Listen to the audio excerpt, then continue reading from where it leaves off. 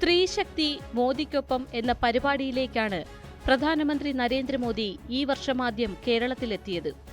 2024 ജനുവരി 3 തൃശൂരിലെ പരിപാടിയിൽ PT ഉഷ, നടി ശോഭന, മറിയക്കുട്ടി, ബീന കണ്ണൻ, ഡോക്ടർ MS സുനിൽ, വൈക്കം വിജയലക്ഷ്മി, ഉമാപ്രേമൻ, മിന്നുമണി എന്നിങ്ങനെ വിവിധ വിഭാഗങ്ങളിലെ പ്രമുഖരടക്കമുള്ള സ്ത്രീകൾ പങ്കെടുത്തു.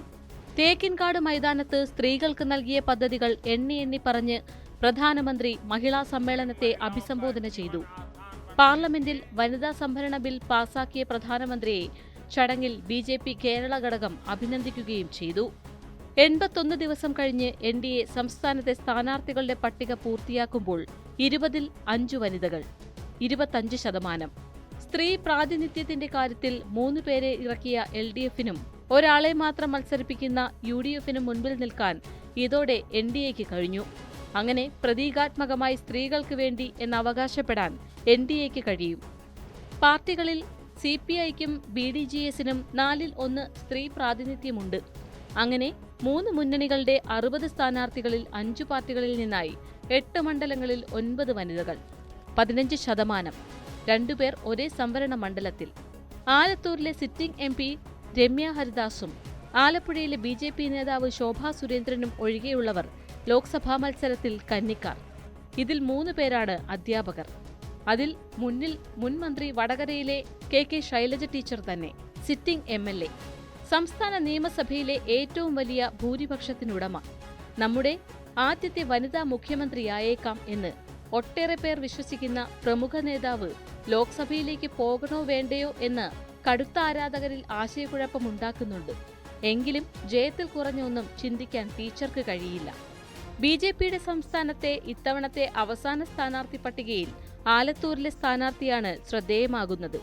8 വർഷം മുൻപ് പാലക്കാട് വിക്ടോറിയ കോളേജിൽ SFI പ്രവർത്തകർ പ്രതീകാത്മക ചിതയൊരുക്കി യാത്രയയപ്പ് നൽകിയ പ്രിൻസിപ്പൽ ഡോക്ടർ TN സരസു ടീച്ചറാണ് ആലത്തൂരിൽ മത്സരിക്കുന്നത്. വയനാട് പൂക്കോട് ക്യാമ്പസിലെ സിദ്ധാർത്ഥന്റെ മരണത്തെ തുടർന്ന് സംസ്ഥാനത്തെ ക്യാമ്പസുകളിൽ SFIയുടെ പ്രവർത്തനങ്ങൾക്കെതിരെ വ്യാപകമായി ചർച്ച നടക്കുന്ന സമയത്താണ് അതേ സംഘടനയെ പ്രതിക്കൂട്ടിൽ നിർത്തിയ കാര്യത്തിനിരയായ അധ്യാപികയെ BJP സ്ഥാനാർത്ഥിയാക്കുന്നത്. അത് പട്ടികജാതി സംവരണ മണ്ഡലം ആണ് എന്നതും ശ്രദ്ധേയമാണ്. CPM പട്ടികയിലേക്ക് അപ്രതീക്ഷിതമായി വന്ന പേരാണ് ഷൈൻ ടീച്ചറുടേത്. എറണാകുളത്തെ മത്സരത്തിൽ എത്ര കടുപ്പമുണ്ടാകുമെന്ന് പറയാറായിട്ടില്ല. ശതമാനക്കണക്കിൽ സംസ്ഥാന ശരാശരിയാണ് LDF-നും 15% സ്ത്രീകൾ. എന്നാൽ 15-ൽ 3 മാത്രമുള്ള CPM 13%-ൽ സ്ത്രീ പ്രാതിനിധ്യം ഒതുക്കി. കഴിഞ്ഞ തവണ ആലത്തൂരിൽ പാട്ടും പാടി ജയിച്ച നിലവിലെ ഏക വനിതാ MP രമ്യ ഹരിദാസ് മാത്രമാണ് UDF-ലെ വനിത. പട്ടികയിലെ വെറും 5%. അവർക്ക് ഇക്കുറി കടുത്ത മത്സരമാണ് മന്ത്രി രാധാകൃഷ്ണനിൽ നിന്നും നേരിടേണ്ടി വരിക. ഒപ്പം മറ്റൊരു വനിതയാണ് BJPയുടെ എതിരാളിയെന്നതും ശ്രദ്ധേയം. വനിതാ ദിനത്തിൽ പ്രഖ്യാപിച്ച പട്ടികയിൽ ഒരു വനിതയെ കൂടിയെങ്കിലും ഇറക്കാൻ UDF-ന് കഴിയാതെ പോയത് വിമർശനങ്ങൾക്ക് ഇടയാക്കി. വയനാട്ടിൽ രാഹുൽ ഗാന്ധിയോട് ഏറ്റുമുട്ടാൻ CPI കണ്ടെത്തിയതും വനിതയെ, അതും ഡൽഹിയിൽ നിന്ന്.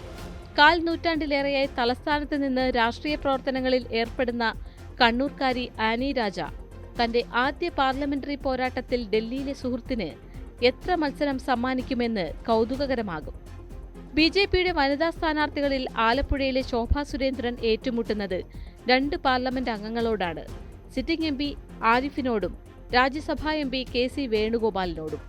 കഴിഞ്ഞ തവണ ആറ്റിങ്ങലിൽ സിറ്റിംഗ് MPയോടും MLAയോടുമുള്ള പോരാട്ടത്തിൽ BJPയുടെ വോട്ട് 275% വർദ്ധിപ്പിച്ച പോരാളിയാണവർ.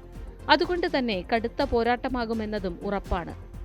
കാസർഗോഡ് BJP ഇറക്കിയത് മഹിളാ മോർച്ച ദേശീയ കൗൺസിൽ അംഗവും മഞ്ചേശ്വരം ബ്ലോക്ക് പഞ്ചായത്ത് അംഗവുമായ ML അശ്വിനിയെ.